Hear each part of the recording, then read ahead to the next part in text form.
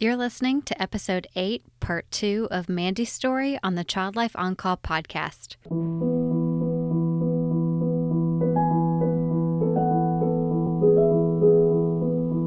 Hi, and welcome to the Child Life On Call podcast. When your child is sick, the whole world seems to stop in its tracks. Plans and priorities change, and your number one job becomes figuring out how to get your child well again. For some of us, rest, medications, and relaxation can do the trick. But for others, it takes more. It takes countless doctor appointments, invasive medical testing, therapies, surgeries. The list goes on. And then you still may not have all of the answers or results you were hoping for. This podcast features parents of children that have an illness or medical condition and gives them a place to share their own journeys and experiences. We will talk about the ups and the downs, the highs and the lows, but one thing seems to remain the same. Children are resilient and teach us more about ourselves and the world than we could ever imagine. Thank you so much for lending a listening ear and opening up your heart to these families and this podcast. I'm your host, Katie Taylor. You know, the first year was really hard on us because we, just everything we were dealing with, and we dealt with it very different ways. But our relationship is incredibly strong, and, all of these trials and tribulations early on, only made it stronger. I wouldn't have wanted anyone else by my side through, all of this. So yeah, he's absolutely my rock. You just heard Mandy talk honestly about her husband, Mike, and we will hear more from her in a bit. If you're listening to this podcast for the first time, welcome. But please do yourself a favor and go and listen to Episode 7. You'll have a much greater understanding and appreciation for today's episode, Part 2. Please stay tuned at the end of this episode for a preview of next week. You'll hear Jamie and Liz, a mother and daughter, both talk about Jamie's experience with a congenital heart defect and subsequent acquisition of HIV. At the end of Episode 7, I mentioned that Nolan was scheduled for surgery, and I'm sure you're interested in an update. This is directly from Mandy. The doctors were able to perform a scope of his airway to identify the obstruction that is causing the apnea. However, after getting a closer look at just how constricted his airway is, they decided they could not safely proceed with the surgery. They are now discussing a more involved approach to the surgery and exploring other options altogether. They are disappointed but thankful to be working with a team of doctors who are so dedicated to finding solutions for their 1 in a billion patient. Last week, Mandy talked with us about finding out about Nolan's MadB diagnosis. On today's podcast, she'll talk about what it's like to live with a child like Nolan. So without wasting any time, let's get back to Mandy and Nolan. She starts off by taking us from that moment of finding out that Nolan had MadB. They walked in with a couple of medical journal articles printed out, basically trying to provide us with all the information they could on his condition, which we'd already read weeks ago when we Googled, because there just really isn't much out there, because with all of the, conditions and diseases in the world, what doctor chooses to focus their time on something that's only affected a handful of people in history? Thankfully, one doctor did. Otherwise, we never would have gotten a diagnosis. And of all the gin joints in the world, he lived in Dallas, Texas. So they came in and, went over what they could from the articles, and, provided some genetic counseling, which is, he basically received a recessive gene from both me and my husband.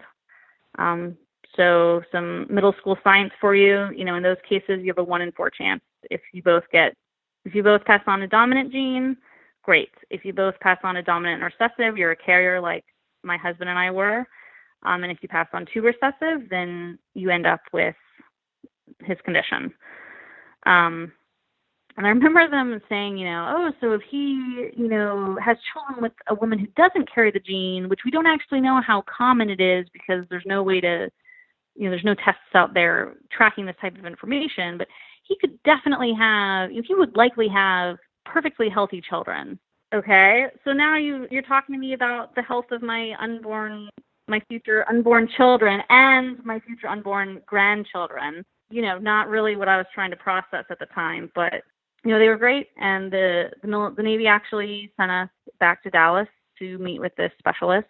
So, I mean, they definitely took care of us. And at that point in time, it was also just so difficult to process that my child here at 7 or 8 months old, they knew exactly what was wrong with him, but there was nothing they could do about it. And it was just so hard to understand. You know, I'm not a scientist, I'm not a doctor.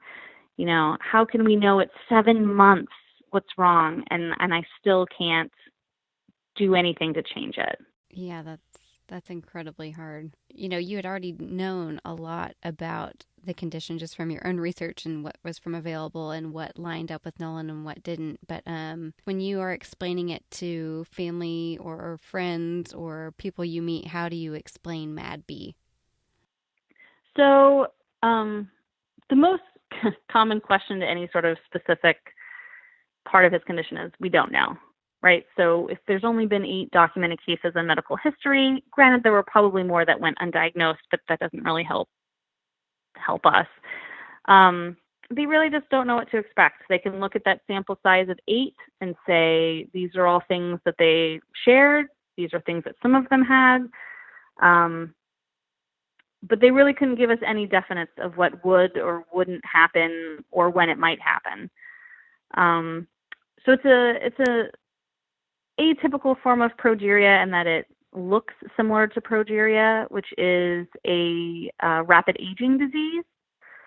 The progeria in itself is very rare. The fact that it's a rare form of an already rare condition is tough, but it's rapid aging. So think of a child experiencing things that much older people normally would. So arthritic joints, which started showing signs of when he was 2. Hair loss, which is not something that Nolan has shown signs of. But a child with progeria, the life expectancy is 13 due to heart disease, heart failure, which again is not something normally a child would have to deal with. MadB is not as severe as progeria, so his prognosis is better, but we really just don't know. Have you tried to connect with the, I guess, the brothers that you happened upon researching when you were kind of looking through all this information? Have you reached out to them or their family? So I started trying to find out anything I could about progeria, because that's a slightly bigger network. And there's occasionally specials on TV of various children that have had progeria following, their lives, their struggles. And I was watching one, and there was a woman who lived in England whose son had what appeared to be an atypical form of progeria, who just happened to be on the show I was watching.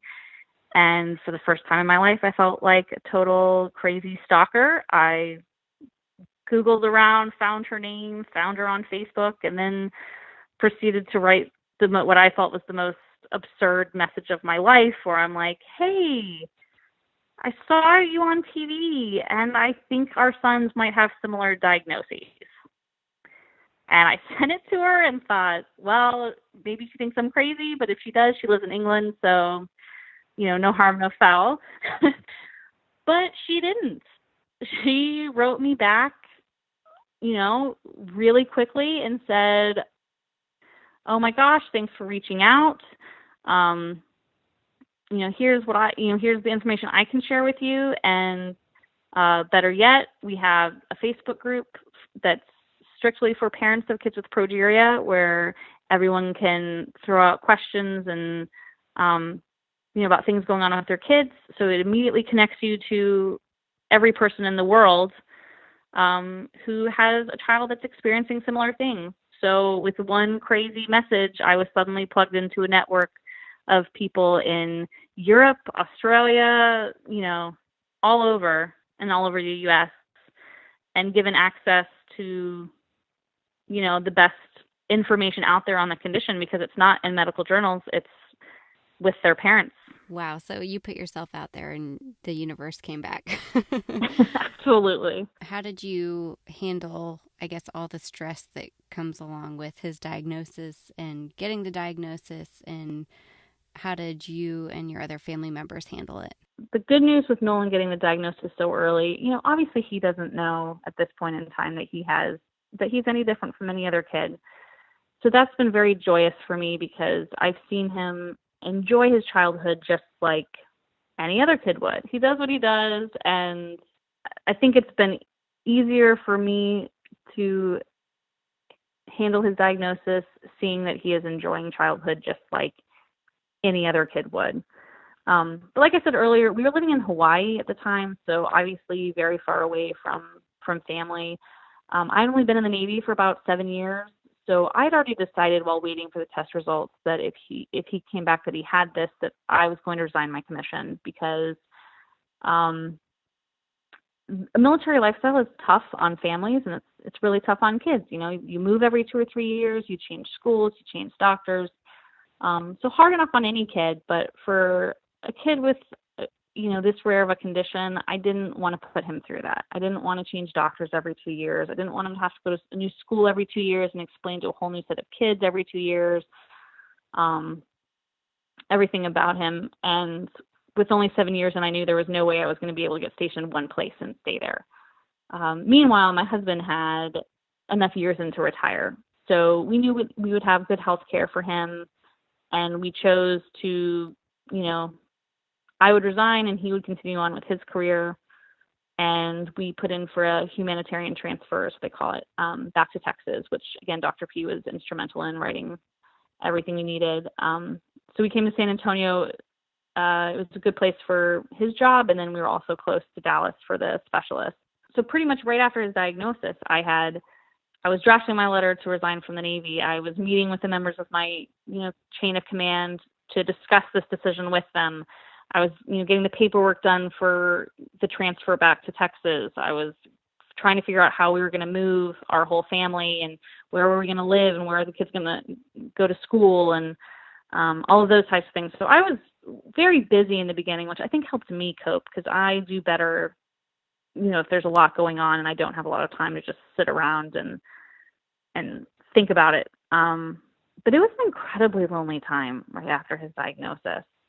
I lost my mom my senior year of high school to cancer, and not very many high school students have lost a parent. So I felt very lonely then, and it was this feeling of no one I know can relate to me, no one I know can even knows how to act around me or what to say or what to do. So I remember very vividly the first day I came back to school after my mom had passed away. I was walking down the hall, and I went to a huge high school. And I felt like everyone was staring at me, even though I don't think probably anyone was. But I felt like everyone was staring at me like, looking at their friend next to them like, oh, yeah, that's the girl whose mom passed away. And, I went back to work after that, and I felt the same way. It was like, I work with mostly men in the Navy, and none of them knew what to say. None of them had a child with, a rare condition. None of them had ever been in my shoes, and they didn't know what to say. So it was like, do I bring it up, and is she going to get upset, and am I going to make her uncomfortable? But if I don't bring it up, and I just ignoring it, and then, think that I don't care. So I really didn't go into work too much after that because it was very hard, and I had enough to do just to get ready to transfer. But it was very lonely because I went from working with a lot of people every day. I had tons of interaction with other adults to none of that, and I didn't even have any friends who had kids with any sort of condition. So, I had my husband who has been amazing throughout, all of this, and we've leaned on each other. But it was really tough. So Mandy and I met in high school, and what's really interesting, I think, is that you and I have known each other for most of our lives, but we haven't connected back together in 15 years, I think is what we said. But thanks to Facebook and social networks and stuff, we were able to connect through this podcast. But You know, Mandy, like, I have to tell you that I'm sure I was one of those kids in high school who was looking at you and then trying not to look at you and didn't know what to say and maybe walked the other direction. And, for that, like, I'm so sorry, because what I should have done is just like run up to you and hugged you and told you that I had been thinking about you. And I guess as someone who's been through something that's so difficult, what could people on the outside do, or what is the right way to handle like your good friends who you felt were really there for you? What were a couple things that they did that made you feel like they were there for you and supported you? Well, I think, everyone's different. And there really is no perfect thing to say. But I mean, it was tough after seeing anyone for the first time, because just like in high school, news spreads. So when you see someone they already know and you don't have to tell them, and you can tell the way they're looking at you. They don't know what to say, and they're so sad. And my friends that were great for me in high school, some of them honestly didn't say anything. They were there for me, that I could go and talk to and cry to throughout my mom's illness, and they didn't have to say anything. I just needed someone to listen. And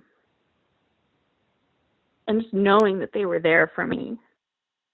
So, I think a lot of people think, what's the perfect thing to say? And in situations like this, the perfect thing to do is listen and, tell that person that you're there for them, and let's make sure they know you mean it. A lot of people say, oh, if you need anything, just let me know. I'll do anything. But, it's the friends that will be there for you, and I can drive to their house right now and talk to them. They're the people that get you through it. Does being back in Texas feel like coming home at all? I guess, do you think that helped at all in your coping? Are you glad to be back here, or do you wish you were kind of still, I mean, who would want to leave Hawaii, but Fine. Everyone says that, but honestly, living there for 2 years was enough for us. It's one of those places that's good to vacation and leave. I'd absolutely go back for a week. Yeah. But yeah. not to live. Even though Dallas is only 4 hours away, pretty much my only memories of San Antonio as a kid are like going to the Alamo, or I hadn't really spent that much time here. So, we chose to we live basically in New Braunfels. So small town Texas is definitely different from military life in Hawaii. But I think it being a new place for both me and my husband was helpful. A little scary, yeah, but when we flew back to meet with a specialist in Dallas, we drove down to San Antonio and spent 2 days and bought a house. So, having never really ventured out into the residential part of San Antonio, my husband and I were able to go around and say, nope, this part does not feel like a fit for us. And then we came out to the northeast side and said, this is it. Looked at some houses, said, this is it, and that was that. Next, Mandy gets really honest about some of the toughest parts about Nolan's diagnosis. So one of the first things I think you have to do is you have to let yourself grieve. I didn't lose my son that day, but I did lose the life that I thought my son would have. He's not going to be able to play football. Not a big deal, not life-changing. But if he wanted to play football, I wish he could play football, or baseball or any sport. So I think you just have to let yourself be sad and not feel guilty about being sad, because it's not that I wish my son was any different. I adore him and love him. But I wish he had every opportunity that he wanted. I think that's what every parent wants for their kid, for their kid to be happy and be able to do anything in the world that they want to do. So, that was tough. And not being able to do anything about it. Again, he's 7 months old, and there's all these things now that, are going to be difficult for him in his life, and I'm powerless to do, anything about it. Which I guess isn't entirely true. You're powerless to change it, but, we were fortunate enough that I could, resign from the Navy and, be there to take him to all of his appointments and all of, he was at one point in time doing 5 different therapies a week, physical, feeding, occupational, like all of these things, which can be very draining. But I mean, any mother would tell you they would do absolutely anything for their child. It was also really tough, though, to have him diagnosed with something I'd never heard of. It's tough enough when you're sharing that type of news with someone, but when you're sharing news with them that they don't even understand what it means, and you really don't even understand that much what it means, and any question that they want to ask you, you're probably going to have to say, I don't know. It's tough. I've yet to meet a doctor who had heard of his condition before, reading his case file and looking it up before we came in. So yeah, there are times I wish I could just have a concise explanation that no further questions would be asked. If someone says my child has muscular dystrophy, people don't usually follow it up with, questions and want to know more information. They usually just say, oh. But when your child has something that they've never heard of, it's only natural to want to ask questions. That in and of itself can be difficult, and it also made me feel more isolated. Once again, my son has a condition that no one's ever heard of. So until I got plugged into that network on Facebook, I felt alone again in that matter. There's an HBO documentary called Life According to Sam. Sam Burns was a man with progeria whose parents are both doctors. And when they got his diagnosis at around age 1, they said, okay, he has progeria, what do we do? And they were told there's nothing to do. There's no treatments. There's no one trying to find treatments or a cure. And they quit their jobs and started the Progeria Research Foundation and have spent their lives looking for, a cure. So it's a fascinating documentary. You learn a lot about progeria. But one of the things Sam talks about in that movie is, part of the trials were, part of the drug trials were going to the hospital and having a whole bunch of tests run. And, for that week, he felt the only thing that mattered about him that week seemed to be progeria. Each doctor was looking at him in terms of progeria. And he didn't like that because progeria did not define him. Progeria was not who he was. There was so much more to him than his diagnosis. And I feel the same way, obviously, about my son. Nolan is not just a kid with MadB. He, loves books, will cry every single night that he wants more books, even if I've read 17. He is obsessed with trains. He wears Thomas shirts probably 5 days a week. And all around my house, I will find lines of trains and cars and perfectly straight lines that he's been playing with, which he most certainly did not get from me. He's loved being a big brother. He loves his baby brother, gives him kisses and tickles him. And one day when I was pregnant, I started singing 3 Little Birds by Bob Marley. I don't know, it was in my head, and he loved it. And so he, that became one of his favorite songs. And he'd say, Mama, sing birds, birds, birds. He's an amazing kid, and I want him to have as normal of a life as he can. And I don't ever want him to feel as though his diagnosis is who he is.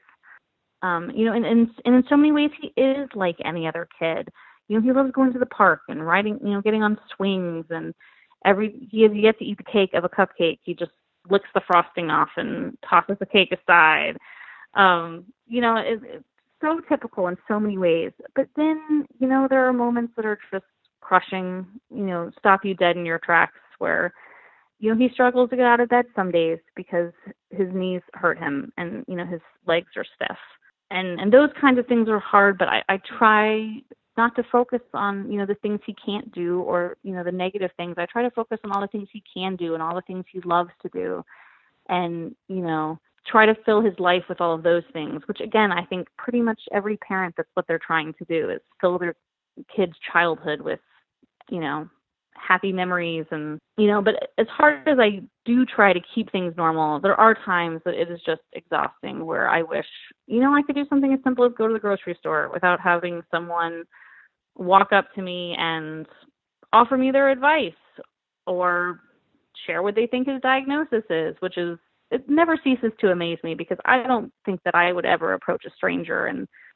But people feel the need to do it. And, part of it that's hard for me is I will never see Nolan for the first time like a stranger does.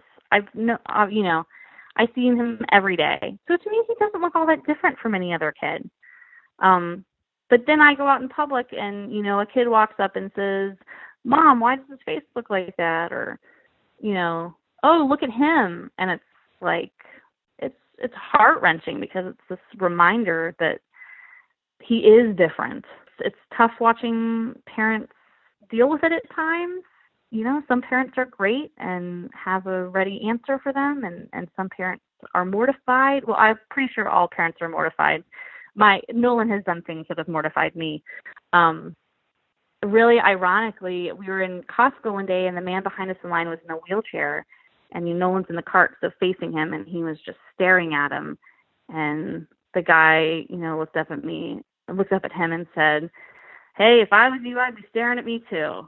And I thought, if only you understood the irony that it's the other way around. But one of my concerns too, there was one day last summer at the pool, one girl said something, "Why does his face look like that?" or whatever she said. She had no malice toward him. But her mother, goes high and right and, tells her, "You apologize to him right away." And she didn't, as any kid refuses to apologize. And this proceeded to, she burst into tears. Her mom made her get out of the pool. Her mom made her sit on a chair by the side of the pool until she apologized and, gave me a knowing nod and said, "Don't worry, I'm taking care of this." And I was like, please don't do this. She's never going to talk to him again. The next time she comes to the pool and sees him, she's going to look the other way because last time she talked to him, she got in trouble. I'm at a splash pad last summer, and there was boys who were probably, 9, 10 years old enough to know better. And over the course of time, I see that they are pointing at him and then running back to their friends and bringing their friends over and pointing at him and talking. And I'll be honest, I was 6 months pregnant. It was like 100 degrees outside. I was not having it. And I stopped this 10-year-old and I was like, "Do you think it's funny to make fun of a 2-year-old?" And of course, he was not expecting me to say this. He thinks he's being sneaky running around. And he, deer in the headlights, looked at me and says to me, "Oh, no, I was telling them all that there was a really cute kid over here that they should see." And of course, for a moment, you're like, oh my gosh, was that what he said? But of course, that's not what he said. No 10-year-old boys are running around, "Oh, there's a really cute baby over there." So I was like, well, just remember to be nice to other kids. And he immediately took off and did not come back to the splash pad. He went over to the playground and I didn't see him again. I'm sure it gets exhausting trying to take the high road. Some days I'm fine and, doesn't bother me at all. Some days, I run out of a room crying. And then some days I, talk to a stranger's 10-year-old child and tell them to be nice. I'm glad that Mandy brought up these scenarios. It definitely made me look in the mirror and take note of how I'm teaching my own child how to handle situations and the way I want him to treat others. My whole family's life was radically changed by his diagnosis. Had he been a typical healthy child, I probably would have stayed in the Navy. And at this point in time, I would probably be being sent on deployments, be stationed on a ship where I'm sent on deployments for 7 to 10 months at a time. The military life is a tough life for families. And when I got his diagnosis and we didn't know what to expect or what the future held, I said, you know what? The most important thing in my life is my child and my family. So it allowed me to slow down and say, you know what? My career is not my priority in life. My priority in life is spending time with the people that I love, which is my family. And I think that has been, that's rippled through, my household. My husband retired about a year after we moved to Texas from the Navy, and we decided to open up a business in New Braunfels, which we would never have done if I had still been in the Navy. It had been a lifelong dream of my husband's to open a business. He gave me the courage, and we decided to, take a leap of faith, and it's been fantastic. I mean, it's of course been hard, but it's offered me it's offered our family such flexibility. So I mean, that's been incredible. And it gives me a lot of perspective. You can get lost on Facebook seeing people touting that their child is crawling 6 weeks before, babies usually start crawling, and isn't that fantastic? And start to, compare your own child to it. But Nolan didn't walk till he was about, I think, 15 months, which is actually still within the range of normal. But I was talking to the physical therapist about it, and she says to me, but I've never gone on a job interview where they asked me, when did you start walking? Like, it's something that right now in their life seems so important, but really in the grand scheme of things is not. So it gives you this perspective of like, it's not when did my son start walking, it's my son's walking.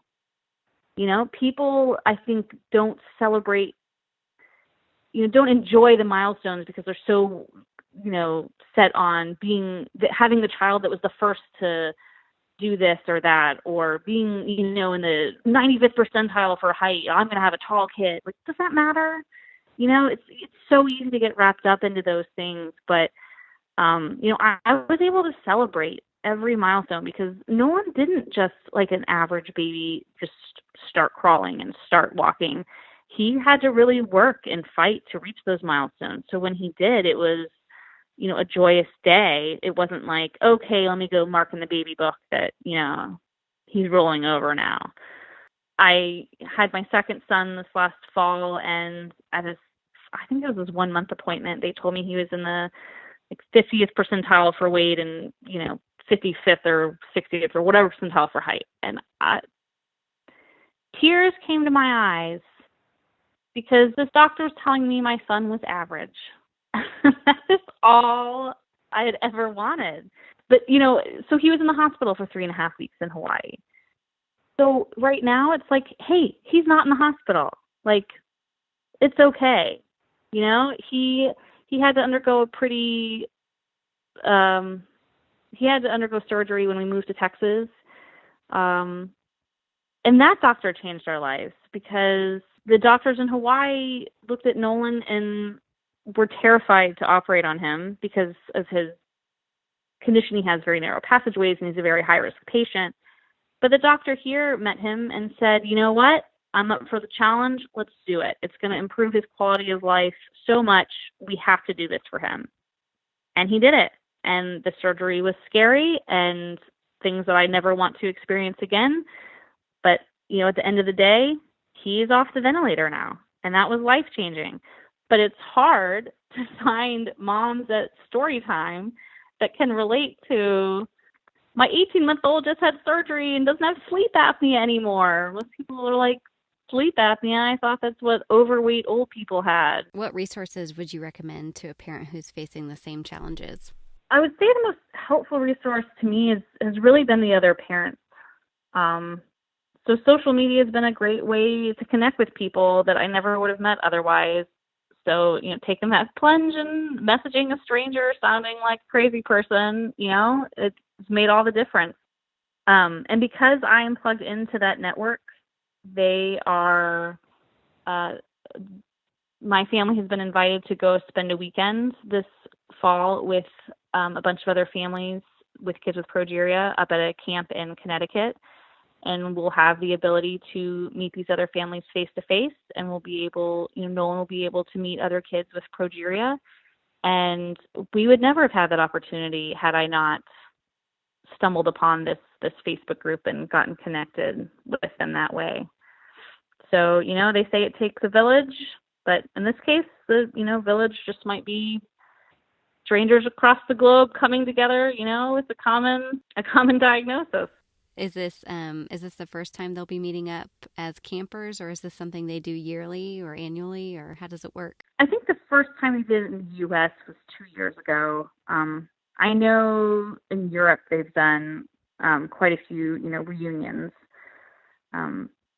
But, progeria in and of itself is so rare. I know it's a great opportunity for the kids to have a weekend where they're not worrying about being different, because in that case they're not. So they get to really just be a kid. And I think it'll also be great for us to be able to meet face to face other parents and talk to them, and even the siblings get to go so they can, interact with other siblings who maybe are experiencing a different side of the diagnosis. I'm certain that you're already impressed by Mandy, and I think this one quick story will further prove the point. When I was in the Navy, every place I went, pretty much everyone knew that I was a slow runner. At officer candidate school, which is where you become an officer, I was the slowest person there, and I was heckled my entire time there about being a slow runner. But, I moved to Texas, and I'm looking at my son who's, fighting to walk, and I said, I'm capable of running a half marathon. It might be the slowest half marathon ever recorded, but I'm capable of it. I've just thought, I'm not a good enough runner to do it. I take for granted the fact that I have the ability to run a half marathon. So I decided, I'm going to do it. And I trained and I did it. And my husband and son were waiting at the finish line for me. And it was a great feeling. And he gave me the courage and the strength to go out and do that. Here are some suggestions that Mandy has for you if you find yourself feeling isolated by your child's illness. Well, I think what Dr. P told me in the hallway that day was really the best advice I was given, which was to go hug my child and keep loving them, because the fact that I had a diagnosis didn't change who he was at the end of the day. And there are plenty of people with rare conditions that get misdiagnosed for years, or in fact never receive a diagnosis. So getting a diagnosis was definitely, a step in the right direction. And then, you just kind of have to take it from there and not get too focused on, the future and all the things that could happen, but instead focus on making the most out of the present. Of course, you will worry about the future, and some days you'll worry about the present. But you just have to let go of some of the expectations you might have had and accept that it's okay that those expectations are changed. Life's not fair. I think I learned that lesson in high school. Life's not fair, and no child deserves to go through this or any condition or any, every child deserves to have the life that they want, but that's just not reality. So you just have to get out of your situation. And don't try to go through it alone. Find people who understand and can relate. Learn everything you can about your child's diagnosis, so you feel comfortable that you are doing everything you can that's in the interest of your child. Because at the end of the day, you'll not find peace in their diagnosis, but you may find peace that you've done everything you can to provide the best life for them, and that that you have done, that any option that's out there as far as a treatment goes or a therapy goes, that you've looked into it and made what you think is the best decision for them. To recap, Mandy says, go hug your child and keep loving them. The diagnosis doesn't define your child. Try not to get too focused on the future. Focus on making the most out of the present. Don't go through it alone, and learn everything you can about your child's diagnosis so that you know that you've made the best decision you can. If you would like to reach out to Mandy, please message me and I will get you in touch with her through email. I'd like to sincerely thank Green Photography for the most beautiful photos of Mandy and her family. Those photos are keepsakes I know they will cherish for a really long time. If you haven't already, please follow along with us on Facebook, Instagram, and Twitter. If you have any feedback or questions about this podcast, or you yourself would like to share your story, please get in touch with me via email at info@childlifepodcast.com. Now, here's a quick preview of next week's episode. I remember, Mom, you came up and you had this tiny little stiff teddy bear as a little present for me, and it was like tiny enough to fit in your hand, and you had it cupped in your hand because you wanted to surprise me with it, and like crept up to the bed. I had just woken up from something, and you opened up your hands to reveal this adorable little teddy bear, and I just puked all over it and you. And I felt so bad for throwing up on you, but I also felt so bad for throwing up on my new present. And I was like, I ruined it.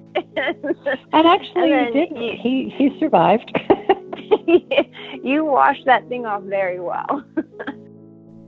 Next week's episode will be a little different, and then we will get to hear from both Jamie and her mom, Liz, and recount their experiences.